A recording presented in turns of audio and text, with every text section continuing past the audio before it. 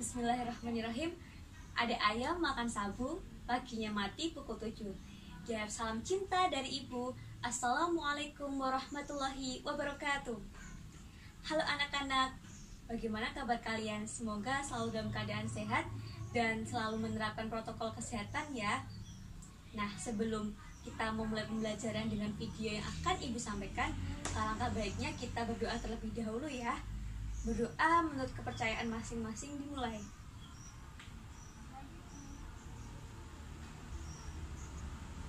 Berdoa tak pernah selesai. Nah, seperti biasa, sebelum kita memulai pembelajaran bahasa Indonesia, kita masih punya jargon. Masih ingat kan anak-anak semua apa jargon kita? Nah, seperti biasa ya, ibu akan pandu. Bahasa Indonesia, aku bangga berbahasa Indonesia. Ulangi sekali lagi ya. Bahasa Indonesia, aku bangga berbahasa Indonesia. Oke, terima kasih. Semangat untuk anak-anak semua. Baik anak-anak, seperti biasa, ibu akan memberi clue atau petunjuk untuk materi kali ini. Nah, pasti anak-anak sudah membaca ya kata yang ibu sajikan di atas. Nah, benar, fenomena. Kali ini materi akan membahas tentang fenomena yang terjadi. Fenomena menurut Kamus Besar Bahasa Indonesia ialah kegiatan yang dapat diindra. Nah, sebelum kita belajar lebih jauh, alangkah baiknya kita mengetahui kompetensi dasar yang akan kita pelajari, yaitu ada 3.4 menganalisis struktur dan kebahasaan teks eksplanasi, lalu ada 4.4 yaitu memproduksi teks eksplanasi secara lisan maupun tertulis dengan memperhatikan struktur dan kebahasaan teks eksplanasi. Nah, setelah mengetahui kompetensi dasar, pastinya anak-anak sekarang tahu ya materi apa yang akan kita pelajari. Nah, tentunya anak-anak juga perlu tahu apa aja yang akan kita pelajari lebih detailnya. Nah, kita akan pelajari tentang pengertian teks eksplanasi, struktur teks eksplanasi, kebahasaan teks eksplanasi, ciri teks eksplanasi, dan langkah-langkah menulis teks eksplanasi.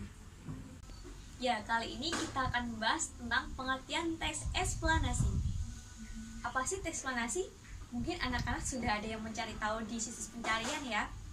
Nah, teks eksplanasi ialah karangan atau tulisan yang berisi sebuah topik yang berhubungan dengan suatu fenomena, baik alam, sosial, maupun budaya. Fenomena alam contohnya ada banjir, gempa bumi, tsunami, dan lain-lain. Fenomena sosial misalnya demonstrasi atau demo mahasiswa. Lalu fenomena budaya seperti sedekah bumi atau sedekah laut atau upacara-upacara yang ada di daerah masing-masing.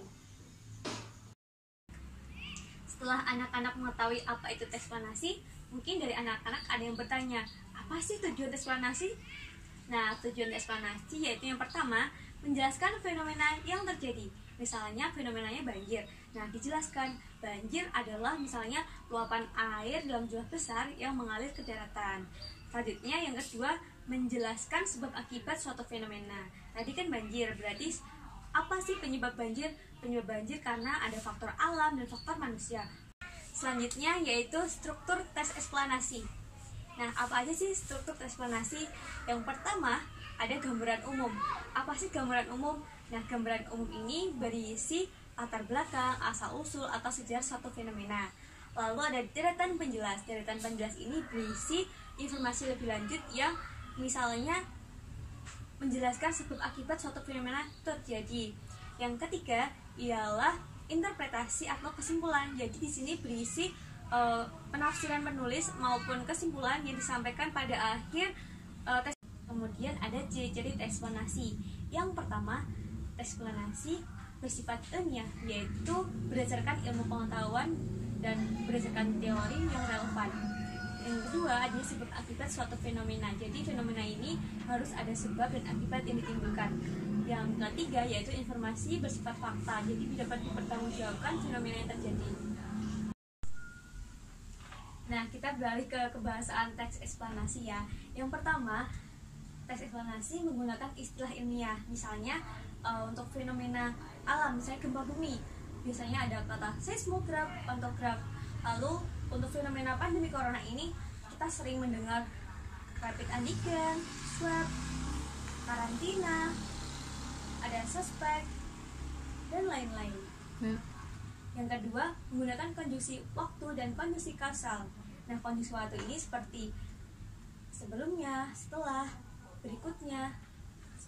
Lalu ada konjungsi kausal yang misalnya oleh sebab itu, karena. Yang ketiga, adanya kata kerja material dan kata kerja relasional. Apa sih kata kerja material dan kata kerja relasional? Kata kerja material ialah kata kerja yang bersifat tindakan, misalnya membuang sampah, mencuci, melakukan. Kata kerja relasional ada kata kerja yang menghubungkan, misalnya banjir merupakan luapan air dalam jumlah besar yang menggenangi daratan. Nah, kata kerja relasional ini yaitu kata merupakan karena dia sebagai penghubung antara kata banjir dan pengertiannya. Lalu yang keempat yaitu menggunakan kalimat pasif. Misalnya dalam kata banjir disebabkan karena faktor alam dan faktor manusia. Nah, kata pasif ini digunakan seperlunya sesuai kebutuhan dalam konteks kalimat tersebut. Nah, setelah kita belajar eksplanasi mulai dari pengertian, kebahasaan, struktur, ciri, berikutnya Ibu akan menyampaikan contoh eksplanasi. Nah, Ibu beri waktu sekitar 5 menit untuk membaca eksplanasi yang akan Ibu sampaikan di slide berikutnya ya.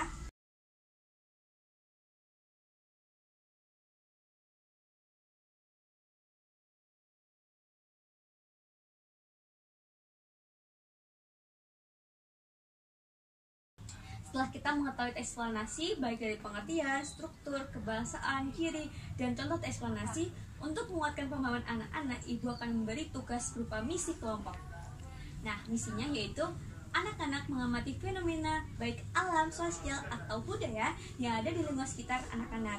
Nah, setelah itu tuliskan atau sajikan dalam bentuk sebuah tulisan atau karangan yang memperhatikan struktur dan kebahasaan dan ciri eksplanasi. Tugasnya minggu depan ya, Ibu tunggu. Terima kasih atas perhatian anak-anak yang telah menonton video pembelajaran kali ini. Semoga anak-anak selalu semangat dan jangan lupa tetap menjaga kesehatan. Jika mau keluar rumah tetap terapkan protokol kesehatan. Sampai bertemu di pembelajaran kita berikutnya. Salam semangat, jangan lupa jargon ya. Bahasa Indonesia, aku bangga berbahasa Indonesia. Terima kasih. Wassalamualaikum warahmatullahi wabarakatuh.